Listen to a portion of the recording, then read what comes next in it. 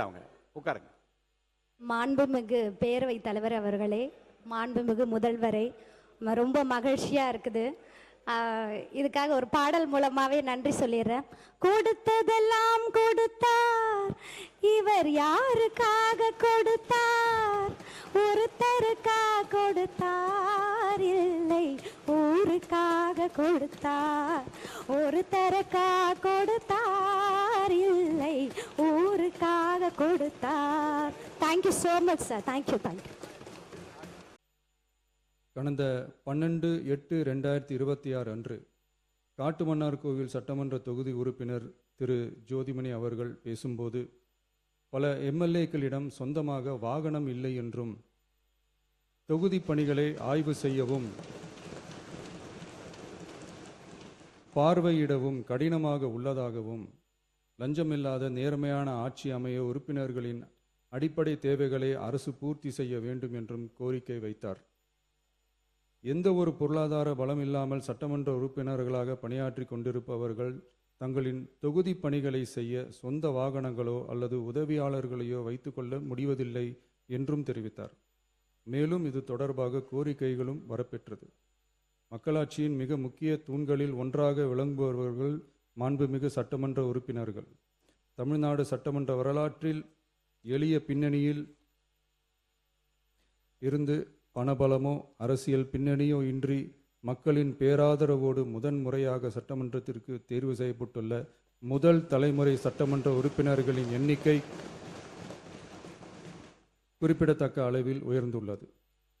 29/3/2026 அன்று நடைபெற்ற தமிழக வெற்றிக் கழக வேட்பாளர் அறிமுக கூட்டத்தில் நேர்மையாகவும் வெளிப்படைத்தன்மையுடனும் மக்கள் பணி செய்து ஊழலற்ற லஞ்ச லாவண்யமற்ற நிர்வாகத்தை மேற்கொள்வது என அனைத்து வேட்பாளர்களும் எடுத்துக்கொண்ட உறுதிமொழிக்கு ஏற்ப அதே பாதையில் தேர்ந்தெடுக்கப்பட்ட சட்டமன்ற உறுப்பினர்களும் செயல்பட்டு வருகின்றனர். மக்களுக்கான நிர்வாகம் நேர்மையின் பாதையில் என்ற அடிப்படையில் லஞ்ச லாவண்யமற்ற நேர்மையான மற்றும் வெளிப்படையான நிர்வாகத்தை அடித்தட்டு மக்கள் வரை கொண்டு சேர்க்கும் நோக்கில் தமிழக வெற்றி கழக அரசு செயல்பட்டு வருகிறது. தங்களது தொகுதி மக்களின் குறைகளை கேட்டறியவும் அரசு திட்டங்கள் மக்களை சென்றடைவதை கண்காணிக்கவும் தங்களின் தொகுதி முழுவதும் தொடர் பயணங்களை சட்டமன்ற உறுப்பினர்கள் மேற்கொள்ள வேண்டியுள்ளது. பொருளாதார பலம் இல்லாமல் சட்டமன்ற உறுப்பினர்களாக பணியாற்றும் மற்றும் முதலாக சட்டமன்ற உறுப்பினர்களாக தேர்வு செய்யப்பட்ட உறுப்பினர்கள் தங்களது மக்கள் பணியை தோய்வின்றி தொடர்வதற்கும் அவர்கள் தங்களின் தொகுதி பணிகளை திறம்பட மேற்கொள்வதற்கு வசதியாக அனைத்து சட்டமன்ற உறுப்பினர்களுக்கும் அரசு சார்பில் வாகனம் வழங்கப்படும் என்பதை மகிழ்ச்சியோடு தெரிவித்துக் கொள்கிறேன்.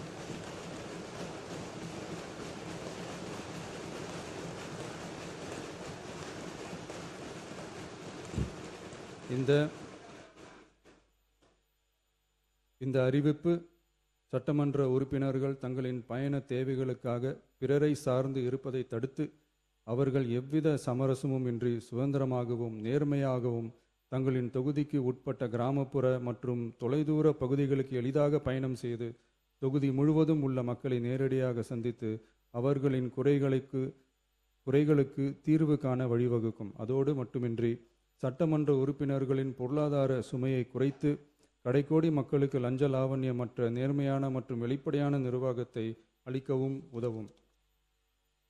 மேலும் சட்டமன்ற உறுப்பினர்கள் தங்களது தொகுதி சார்ந்த பல்வேறு பணிகளை மேற்கொள்ள ஏதுவாக சட்டமன்ற உறுப்பினர்கள் ஒரு உதவியாளரை நியமித்துக் கொள்வது அவசியம் என கருதப்படுகிறது.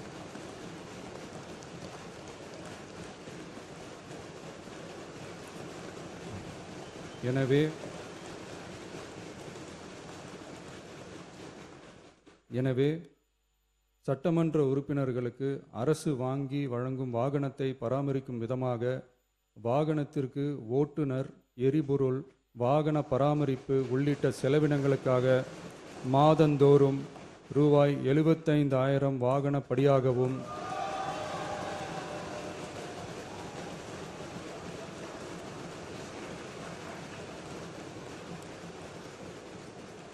அலுவலக பணிகளில் உதவி செய்ய ஓர் உதவியாளரை நியமித்துக் கொள்ள மாதந்தோறும் ரூபாய் 25,000 உதவியாளர் படியாகவும்